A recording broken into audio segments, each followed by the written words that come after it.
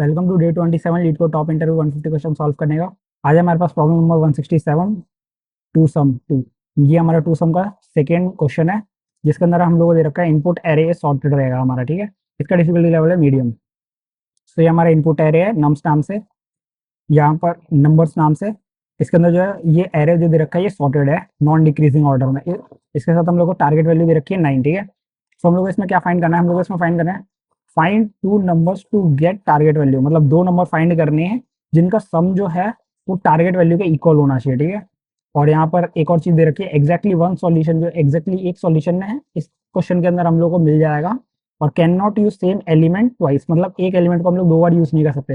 Which mean अगर हमारी target value 8 होती और यहाँ पर जो है सिर्फ एक 4 होता है इस पूरे एरे के अंदर, तो आप लोग इसको दो बार यूज नहीं कर सकते थे। ठीक है, सो ये कंडीशन हम लोग को यहाँ पर गिवन है। ठीक है, सो यहाँ पर हम लोग को आउटपुट में क्या रिटर्न करना है, हम लोग को आउटपुट में ये रिटर्न करना है कि जो टारगेट वैल्यू है उसके इक्वल हम लोग को जैसे ही दो नंबर्स मिल जाते हैं हम लोग को उसका इंडेक्स जो है वो रिटर्न करना है। पर हमारी इंडेक्सिंग जो है 1 से स्टार्ट होगी, विच मीन्स हमारा पहला एलिमेंट जो है ये है, देन सेकेंड एलिमेंट ये है। सो 2 + 7 = 9, और 9 हमारा जो है टारगेट वैल्यू का इक्वल है। सो हम लोग यहाँ पर 1 रिटर्न कर देंगे और 2 रिटर्न कर देंगे आउटपुट में। ठीक है,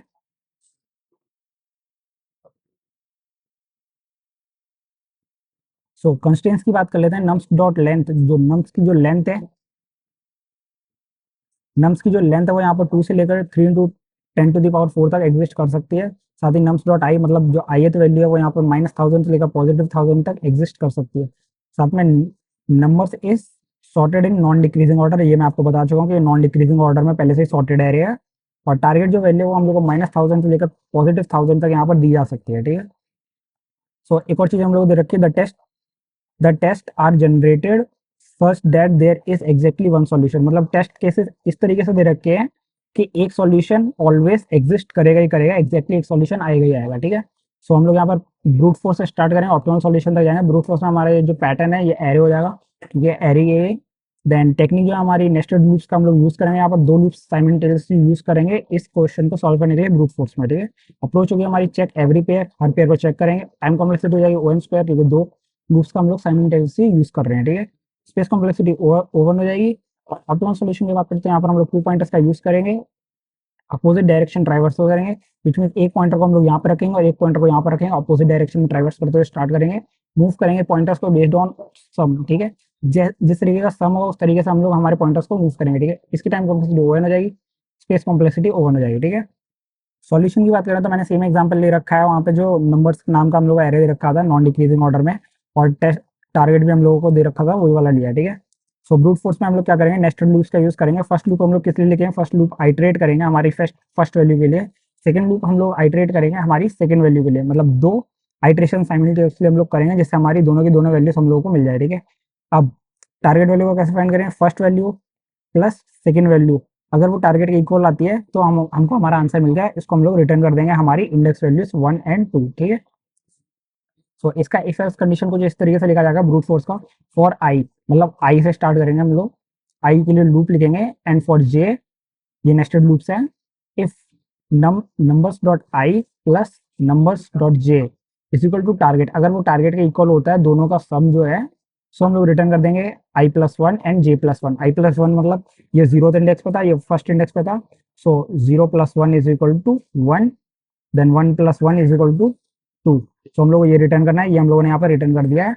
तो ये हमारा ब्रूट फोर्स सॉल्यूशन होगा जिसमें हम लोग नेस्टेड लूप्स का यूज करेंगे। इसकी टाइम कॉम्प्लेक्सिटी O(n²) हो जाएगी और स्पेस कॉम्प्लेक्सिटी O(1) हो जाएगी। ठीक है, तो हम लोग सॉल्यूशन के अंदर ऑप्टिमल सॉल्यूशन की बात कर लेते हैं। ऑप्टिमल सॉल्यूशन में हम लोग लेफ्ट पॉइंटर को हम लोग जो हमारा प्लेस करेंगे 0th इंडेक्स पे, विच मीन्स यहाँ पर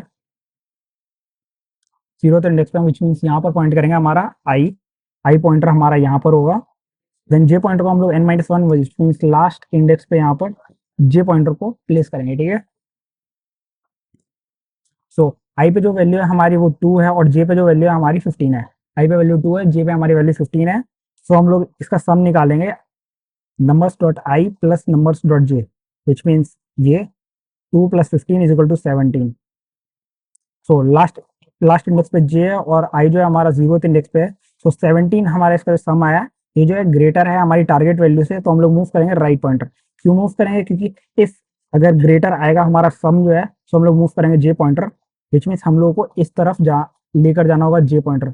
अगर हम इस तरफ लेकर जाएंगे तो हमको छोटी वैल्यू मिलेगी, तो हमारा जो टारगेट है उसके हम लोग और ज़्यादा पास जा पाएंगे, क्योंकि हमारा जो एरे है वो पहले से ही सॉर्टेड है, तो हम लोग को इधर एक और जो है कम वैल्यू मिलेगी। ठीक है, अगर ऐसा ना हो तो एल्स कंडीशन में हम लोग मूव करेंगे आई को कब मूव करेंगे, जब हमारा जो है जे पॉइंटर में हम लोग को जो है वैल्यू मिल जाएगी, बट जब हमारा टारगेट वैल्यू से कम आएगा, विच मीन्स अगर हमारा टारगेट वैल्यू 2 आएगा, सॉरी अगर हमारा टारगेट वैल्यू 4 आएगा और ये हमारा छोटा हो जाएगा, तो हम लोग आई पॉइंटर को आगे मूव करेंगे, क्योंकि हमें फिर चाहिए होगी लार्जेस्ट वैल्यू, मतलब ग्रेटर वैल्यू चाहिए होगी। ठीक है, तो उस कंडीशन में हम लोग हमारा आई पॉइंटर को मूव करेंगे।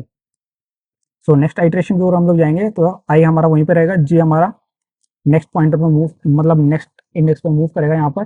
सो जे हम लोग का 11 पर आएगा। सो हम लोग फिर से इसका सम करेंगे, फिर से हमारा जो ग्रेटर जाएगा। सो हम लोग आई पॉइंटर को फिर से मूव करेंगे राइट साइड से, आई पॉइंटर को, सॉरी जे पॉइंटर को हम लोग फिर से मूव करेंगे, तो जे पॉइंटर हमारा यहाँ पर आ जाएगा।